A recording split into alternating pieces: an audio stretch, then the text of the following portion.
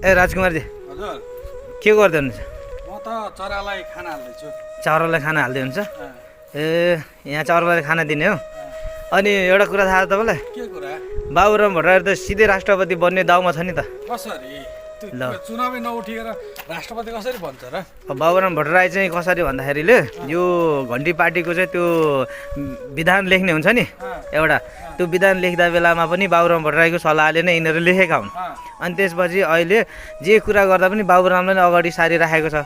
अब आजभोलि बाबुरामले मनोनयन दर्ता गर्नुपर्ने थियो, तर उसले चुनावी मनोनयन दर्ता गर्नुपर्ने थियो। उसले फिर्ता लियो घन्टेको, घन्टेले चाहिँ छोडिदिनु पर्यो, तपाईँ अभिभावकको रूपमा चाहिँ आउनु पर्यो भन्दैछन्। यसको मतलब घन्टेलाई समर्थन गरेपछि भोलि पर्सि उसलाई के भन्यो, हामीलाई जिताइदिनुहोस् तपाईँ राष्ट्रपति पक्का। कुरा बुझ्नुभयो?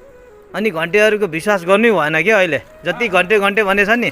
अब पहिले राजाले चाहिँ खै कति सालमा चाहिँ देश चाहिँ शान्ति क्षेत्र हुनुपर्छ भन्दाखेरि इन्डियाले नमान्दाखेरि त्यो दिल्लीमा राजाको सवारी वीरेन्द्रको सवारी हुँदाखेरि कालो झन्डा देखाउने पनि ए बाबुराम हो।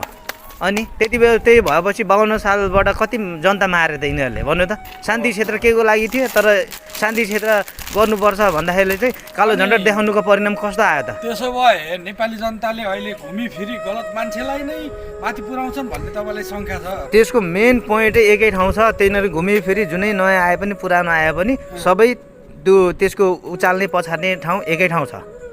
अनुहार मात्रै नयाँ हो भनेपछि त देश खत्तम भयो। खत्तम हेर्नुहोस्, खत्तम। जति नै जे जति भने पनि मान्छेले जति नै जे भने पनि नेपालीहरूले जे जति भने पनि त्यही त्यो के भन्छ, त्यो चाबी एकै ठाउँको भएको मान्छेले उचालेका छन्। हामी खत्तम हुने भयौँ। र बुझ्नुभयो नि? सतर्क हुनुपर्छ है नेपाली जनता, सतर्क हुनुपर्छ। मान्छे जाँदैछ माथि, राम्रो मान्छे या नराम्रो मान्छे त्यहाँतिर पनि सतर्कता हुन जरुरी छ। अब अहिलेसम्म अब नेपाली जनताले होस फिराउँदैन भने त्यही पुरानो मान्छेलाई नै वा अहिले के भन्छ जनताहरूले, बाबुराम भट्टराई जस्तो हुनुपर्छ, आफ्नो उम्मेदवारी फिर्ता लिनु पर्यो, घन्टेले सपोर्ट गर्नु। कारण किन? त्यही बाबुराम चाहिँ नराम्रो, अहिले त्यही बाबुराम चाहिँ राम्रो किनभनेपछि घन्टीमालाई समर्थन गर्यो भनेर। हेर्नु, यस्तो नगर्नुहोस्, पार्टी चुज गर्दै नगर्नुहोस्, व्यक्तिलाई चुज गर्नुहोस्। माथि पुगेर देश र जनताको भलो जसले गर्छ त्यसैलाई माथि पुर्याउनु होला। यो पालिको भोट खेर नफाल्नु होला। धन्यवाद।